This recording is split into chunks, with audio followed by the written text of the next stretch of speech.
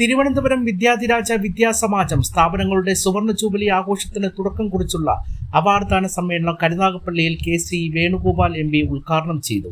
കാലത്തിനനുസരിച്ച് അടിമുടി പരിഷ്കരിച്ച നവവിദ്യാഭ്യാസ മാതൃക കേരളത്തിന് ആവശ്യമായിരിക്കുകയാണെന്ന് കെ.സി. വേണുഗോപാൽ എം.പി. അഭിപ്രായപ്പെട്ടു.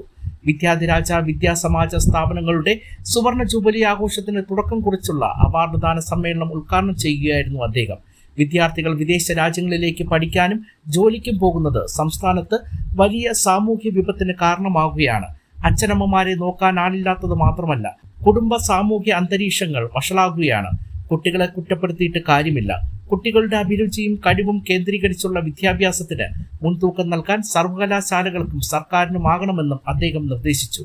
മുൻ chief secretary R Ramachandran Nair ദീർഘവീക്ഷണത്തോടെ സ്ഥാപിച്ച വിദ്യാധിരാജ വിദ്യാസമാജം കേരളത്തിന്റെ വിദ്യാഭ്യാസ സാംസ്കാരിക രംഗത്തിന് മാതൃകയാണെന്നും അദ്ദേഹം പറഞ്ഞു. സുവർണ ജൂബിലിക്ക് തുടക്കം കുറിച്ച് സമാജം മാനേജിംഗ് കമ്മിറ്റി അംഗം ഡോക്ടർ ശ്രീലക്ഷ്മി അജയ് ഭദ്രദീപം തെളിയിച്ചു. സമ്മേളനം CR മഹേഷ് MLA ഉദ്ഘാടനം ചെയ്തു. വിദ്യാഭ്യാസ സമാജം സെക്രട്ടറി ഡോക്ടർ R അജയ്കുമാർ അധ്യക്ഷത വഹിച്ചു. Ettumanoorappan college principal doctor R Hemanth Kumar മുഖ്യപ്രഭാഷണം നടത്തി. മാനേജിംഗ് കമ്മിറ്റി അംഗം ഡോക്ടർ ശ്രീലക്ഷ്മി അജയ് അവാർഡ് ദാനം നിർവഹിച്ചു.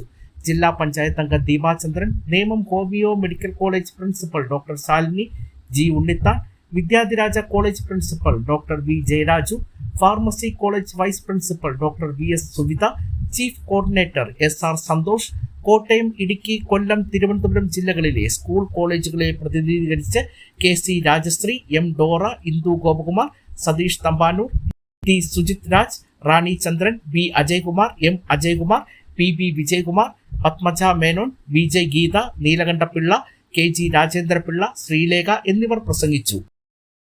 വിദ്യാധിരാജ വിദ്യാസമാജം എന്ന് പറയുന്ന കേരളത്തിൻ്റെ വിദ്യാഭ്യാസ മേഖലയിൽ ശ്രദ്ധേയമായിട്ടുള്ള ഇനീഷ്യേറ്റീവ്സുമായി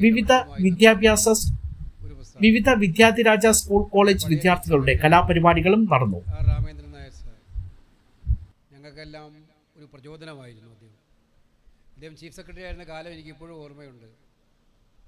ചില വ്യക്തമായിട്ടുള്ള കാഴ്ചപ്പാടുകളും ചിട്ടകളും ജീവിതത്തിൽ വെച്ചു പുലർത്തുന്ന ഒരു ബ്യൂറോക്രാറ്റ്സ് ആയിരുന്നു അദ്ദേഹം.